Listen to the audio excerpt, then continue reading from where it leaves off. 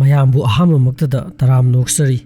Manipuri StoryTeller gi channel bu nungsibiduna subscribe to birakpagi dambak asuki mati hainingai letana thagatpa phongdoksari aina lizariba wari singa si entertainment gi damakta lizaba wari ni wari singa si true story da based toba wari singda gi khangalaga lizabani masida sokhi lanke ba yaruga su mayam nga piu aina huzik lizagadariba wari si picture gi ahalma lanjau World War I da German hairiba country asina sizina kiba UB-65 haina khangnaba Submarine asida yamna kiningai oiba mongda tamna kiba gi wari duni World War I da German gi Navy na sizina kiba Submarine singsibu U-boat haina khangnarami German sakhiba U-boat mayamdugi manungda UB-65 haina khangnaba Submarine asidani kiningai oiraba thodok thokhribadu UB-65 hairiba Submarine asina langidamak samudrada koina satpa matamda asuki mati khudong thiraba accident kaya ama thokhirami ekoina tabada Bhoot Tamnaba mafamsing asi anambana yum building hospital school na singba mafamsingda oigalli adubu matau karamna German gi UB-65 ko Submarine asida tamnaribano haiba sikhagnabagi damak wari asi mayam taminarasi aina wari lirakpada soikilan khiba yarogasu mayam ngakpiu German gi Submarine UB-65 asi picture gi ahanba lanjau First World War tawringai manu 1916 da sakhibani Submarine asi First World War da German na khudum sallabalam Belgium gi hithangpham amadagi sizinnaraduna British gi jahasing thugaina bagi pandam da sakhiba Submarine amani mamingna UB-65 haina tholami Submarine asida officer ahum amasung makhataba sailor 38 yaurami UB-65 asi 1916 gi June thadagi Wilhelm 7 hairiba mafam asida leiba jaha sabam amada saba horakhibani adubu hek saba horakpaga daw yadaba thodo kaya ama thokpa horakhi UB-65 asibu hek saba horakpaga ikuidana arumba yot ama nantharaga makhada tarakpadagi Submarine adubu sariba worker amada nallaga khutakta sikhirami aduga samanaba thodok amada worker amagasu yotna nanbadagi hospital da pukhalaba matungda sikhirami adugi matungda mioi ahum amagasu engine gi room da husenba maikhu honjilubadagi sikhirami asumna UB-65 hairiba Submarine asibu saba loinaba honabada mioi manga sikhirami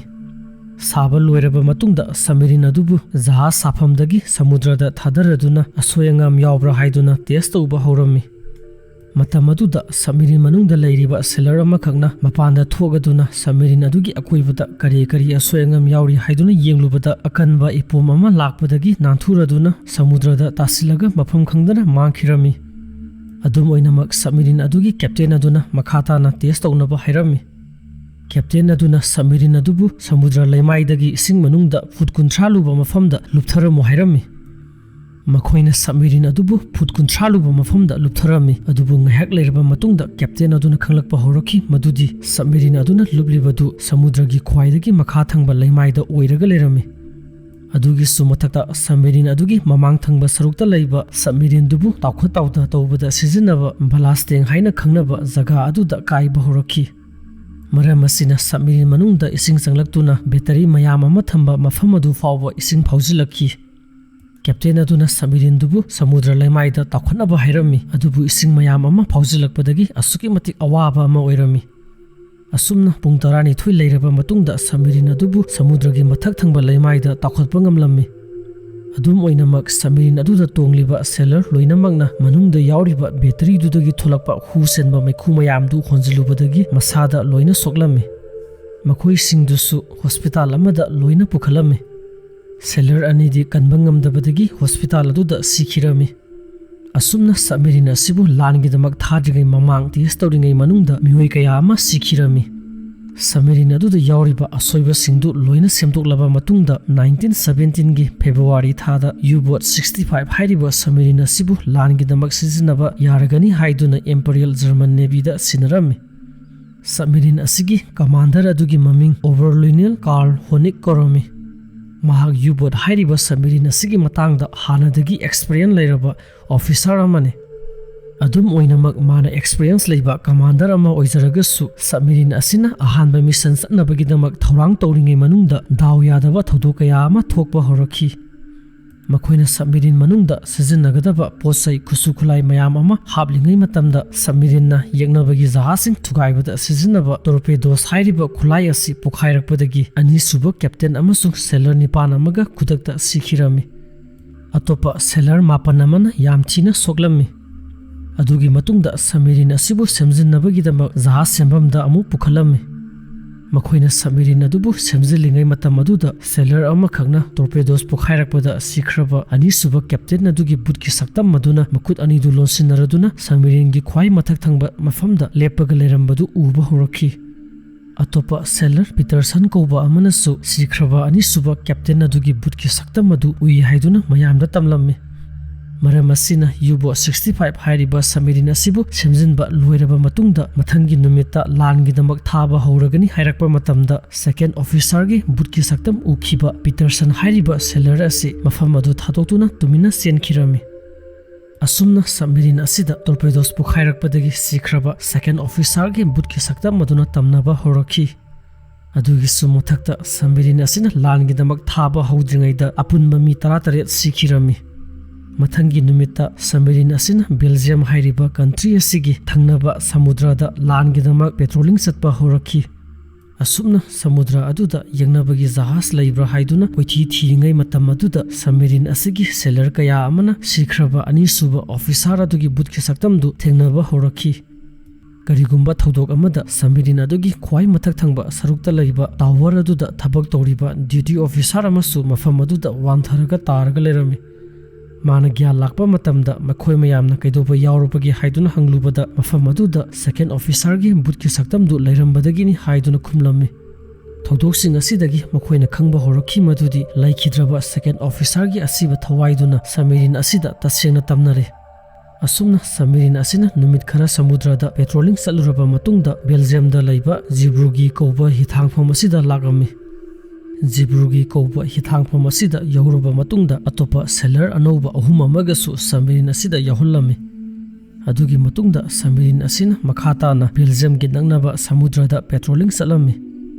UB-65ꯇ ꯍꯥꯟꯅ ꯂꯩꯔꯝꯕ ꯁꯦꯂꯔꯁꯤꯡꯗꯨꯅ ꯁꯕꯃꯦꯔꯤꯟ ꯑꯁꯤꯗ ꯇꯝꯅꯩ ꯍꯥꯏꯕꯁꯤ ꯅꯧꯅ ꯆꯪꯂꯛꯂꯤꯕ ꯁꯦꯂꯔ 3 ꯑꯗꯨꯗ ꯈꯪꯍꯟꯅꯕ ꯍꯣꯠꯅꯔꯤꯉꯩ ꯇꯥꯟꯖꯥ ꯑꯗꯨꯗ ꯅꯧꯅ ꯆꯪꯂꯛꯂꯤꯕ ꯁꯦꯂꯔ ꯃꯈꯣꯏ 3ꯅꯁꯨ ꯁꯕꯃꯦꯔꯤꯟ ꯑꯗꯨꯗ ꯗ꯭ꯌꯨꯇꯤ ꯇꯧꯔꯤꯉꯩ ꯃꯅꯨꯡꯗ ꯕꯨꯠꯀꯤ ꯁꯛꯇꯝꯗꯨ ꯊꯦꯡꯅꯕ ꯍꯧꯔꯛꯈꯤ꯫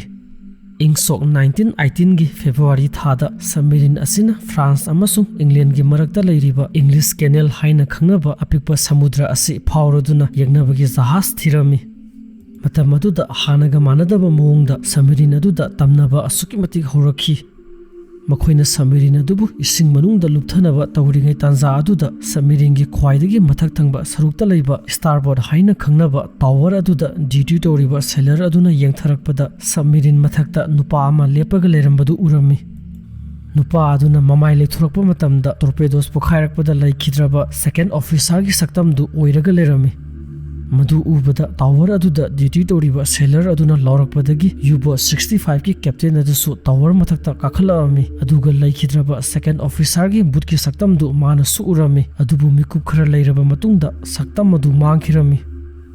ꯑꯗꯨꯒꯤ ꯃꯇꯨꯡꯗ ꯌꯥꯝꯅ ꯀꯤꯅꯤꯡꯉꯥꯏ ꯑꯣꯏꯕ ꯊꯧꯗꯣꯛ ꯑꯃꯒꯁꯨ ꯊꯣꯛꯂꯝꯃꯤ ꯃꯗꯨꯗꯤ ꯁꯦꯂꯔ ꯑꯃꯅ ꯇꯣꯔꯄꯦꯗꯣꯁ ꯈꯨꯠꯂꯥꯏ ꯊꯝꯂꯤꯕ ꯀꯥ ꯑꯗꯨꯗ ꯂꯩꯔꯤꯉꯩ ꯃꯅꯨꯡꯗ ꯁꯦꯀꯦꯟ ꯑꯣꯐꯤꯁꯥꯔꯒꯤ ꯕꯨꯠꯀꯤ ꯁꯛꯇꯝꯗꯨ ꯊꯣꯛꯂꯛꯇꯨꯅ ꯃꯉꯣꯟꯗ ꯋꯥꯔꯤ ꯁꯥꯅꯅꯕ ꯍꯣꯠꯅꯔꯛꯈꯤ꯫ ꯃꯥꯅ ꯌꯥꯝ ꯄꯥꯈꯠꯄꯒ ꯂꯣꯏꯅꯅ ꯃꯐꯝ ꯑꯗꯨꯗꯒꯤ ꯆꯦꯟꯊꯣꯔꯛꯂꯝꯃꯤ ꯑꯗꯨꯒ ꯑꯇꯣꯞꯄ ꯁꯦꯂꯔꯁꯤꯡ ꯑꯃꯁꯨꯡ ꯀꯃꯥꯟꯗꯔꯗꯨꯗ ꯄꯥꯎ ꯑꯗꯨ ꯇꯝꯂꯝꯃꯤ꯫ ꯃꯔꯝ ꯑꯁꯤꯅ ꯀꯃꯥꯟꯗꯔ ꯑꯗꯨꯅ ꯑꯁꯦꯡꯕꯔ ꯁꯦꯡꯗꯕ꯭ꯔꯥ ꯍꯥꯏꯕꯗꯨ ꯈꯪꯅꯕ ꯏꯟꯚꯦꯁꯇꯤꯒꯦꯁꯟ ꯆꯠꯊꯔꯝꯃꯤ꯫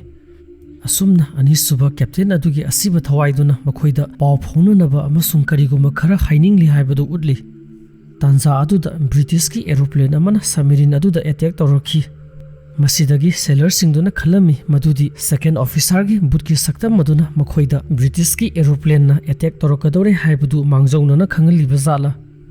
ꯕ꯭ꯔꯤꯇꯤꯁꯀꯤ ꯑꯦꯔꯣꯄ꯭ꯂꯦꯟ ꯑꯗꯨꯅ ꯑꯦꯇꯦꯛ ꯇꯧꯔꯛꯄꯗꯒꯤ ꯁꯕꯃꯦꯔꯤꯟ ꯑꯗꯨꯗ ꯑꯀꯥꯏ ꯑꯇꯣꯏ ꯈꯔ ꯌꯥꯎꯔꯝꯃꯤ꯫ ꯃꯈꯣꯏꯅ ꯁꯕꯃꯦꯔꯤꯟꯗꯨꯕꯨ ꯁꯦꯝꯖꯤꯟꯅꯕꯒꯤꯗꯃꯛ ꯕꯦꯜꯖꯤꯌꯝꯒꯤ ꯍꯤꯊꯥꯡꯐꯝ ꯑꯃꯗ ꯑꯃꯨꯛ ꯈꯥꯝꯂꯝꯃꯤ꯫ ꯃꯇꯝ ꯑꯗꯨꯗ ꯕ꯭ꯔꯤꯇꯤꯁꯀꯤ ꯑꯦꯔꯣꯄ꯭ꯂꯦꯟ ꯃꯌꯥꯝ ꯑꯃꯅ ꯃꯈꯣꯏꯅ ꯁꯕꯃꯦꯔꯤꯟ ꯈꯥꯝꯂꯤꯕ ꯕꯦꯜꯖꯤꯌꯝꯒꯤ ꯍꯤꯊꯥꯡꯐꯝ ꯑꯗꯨꯗ ꯑꯃꯨꯛꯀꯁꯨ ꯑꯦꯇꯦꯛ ꯇꯧꯔꯝꯃꯤ꯫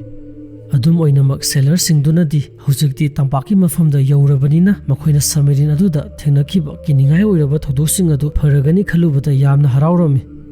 मखोई लोइनमक सबमरीन अदुदगी थोलगमी अदुगा हिथांगफम अदुदा अतोपा जर्मन गी नेवी ऑफिसर सिंगना लैबा ऑफिसर क्लब हाइना खंगनबा मफम अदुगी मनाक्ता संगलदुना वरी वताई सननबा तौरिंगै तंजा अदुदा U-boat 65 की कमांडर ओवरलोइनन मसामंगना मागी मखादा लैरिबा सेलर मापनगना गेंग प्लांग हाइना खंगनबा मखोइना सबमरीनदगी थोलकपदा सिजनबा थोंग मसा अदुगी मथक्ता सेकेंड ऑफिसर की बुट की सक्तमदुना लेपगा लेरमबदु थेंगनरमी अदुगी मतुंगदा सबमरीन मनुंगदा संखिरमी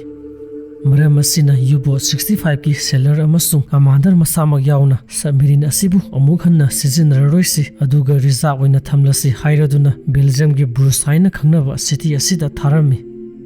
U-boat 65 ता तमनबगी वारी असि मफम खुदिमक्ता संतोकपा हुरखि मरम असिना मी कना अमता सबमरीन असिगी मनाक्ता संगनरमदि जर्मन नेवी की ऑथोरिटी ना सर्च ता थबक तौबा पास्टर फ्रेंस वेबर कौबा नुपा असि कौरदुना U-boat 65 हाइरिबा submarine असिदा लाइटिनगी theorem हाइबदी exorcism पांगथोखलमी अदुगी सुमथक्ता German की नेवी ऑथोरिटी ना U-boat 65 ता भूत तमनै हाइना संतोरिगलिबा असि थिंगनबा होनरमी मरम असिना मखोइना अतोपा कैप्टन अमा U-boat 65 की कमांडर ओहेलदुना सबमरीन असिदा इन्वेस्टिगेशन तौनबगीदमक थारमी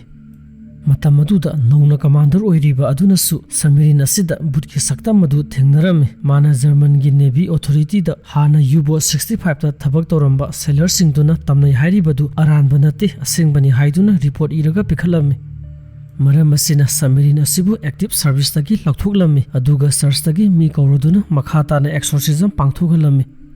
अदुगी मतुंगदा इंगसोक 1918 की जून की थादा जर्मन की एक्टिव सर्विस ता सिजनरंबा सबमरीन अनंबा यगनबना लोइना थुगाइबा होरखि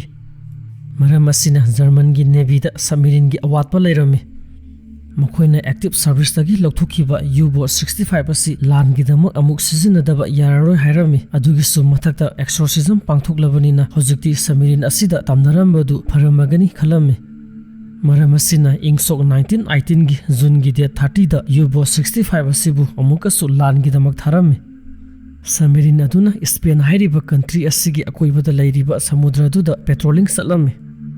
मतम अदुदा कमांडर अदुना टॉर्पेडोस खुलाई थमलिबा का अदुदा कनागुमा मसक खंगदबा मी अमना संखिबदु उरमी अदुबु माना इन्वेस्टिगेशन तौदुना येंगलुबददि कना अमता लेरमबदु थेंगनरमदि अदुगी मतुंगदा टॉर्पेडोस खुलाई असिबु सेनरिबा सेलर अदुनसु सेकेंड ऑफिसर की बुट की सक्तमदुना मागी खुदोंबिना टॉर्पेडोस खुलाई मियाम अमा थमलिबा माइकेरोमदा थिल्लगा लेरमबदु थेंगनरमी अदुगा मिकुप खरर लैरबा मतुंगदा बुट की सक्तमदु मांगखिरमी असुमना नुमित खरर लैरबा मतुंगदा सबमरीन अदुना सिजनरिबा टॉर्पेडोस खुलाई सेनरिबा सेलर अदुना अंगाउबा मोगुम लाउ खोंगबा हुरखि मरमदि माना तौरिबा थबक अदुदा बुट अदुना अयतपा पीरगा लेरमी ममई थंगददि टॉर्पेडोस खुलाई सेनरिबा सेलर अदुना सबमरीन अदुदगी थोलक्तुना समुद्रगी इसिंगदा मथंता सोंथरदुना सिखिरमी इंगसोक 1918 की जुलाई की डेट 10 दा U-boat 65 हाइरिबा होंटेड सबमरीन असिगी अरोइबगी मतम अदु यौसिलामी नुमित अदुगी अंगनबा अयुक्ता अमेरिका की L2 हाइना कौबा सबमरीन असिना इरलैंड हाइरिबा कंट्री असिगी मनाक्ता लैरिबा केप क्लियर कौबा आइलैंड असिदगी माइल्स मापल लापा समुद्रगी मफम अदुदा पेट्रोलिंग चलमी मतम अदुदा अमेरिका की L2 हाइना कौबा सबमरीन असिगी कैप्टन अदुना पेरिस्कोप तगी अरापा मफम अमदा सबमरीन अमा इसिंगदा तौखलकपदु उरमी अमेरिका की सबमरीन कैप्टन अदुना पेरिस्कोप ता यामुन्ना येंगलुबा मतमदा माना उरिबदु जर्मन की सबमरीन U-boat 65 ओइरगा लेरमी मरम असिना अमेरिका की सबमरीन L2 ना जर्मन की U-boat 65 अदुदा अटैक तौनबा होनरमी अमेरिका की सबमरीन कैप्टन अदुना टॉर्पेडोस अनि सिजनरदुना जर्मन की U-boat 65 ता कापो हाइदुना ऑर्डर पिरमी अदुबु मखोइना टॉर्पेडोस अदु काप की हेक तौबगा जर्मन की सबमरीन U-boat 65 अदु मथंता पोखाइरगलमी मधु उबदा अमेरिका की सबमरीन कैप्टन अदुना करी मतौनो हाइदुना यामगकना पेरिस्कोप सिजनरदुना जर्मन की सबमरीन U-boat 65 ता येंगलमी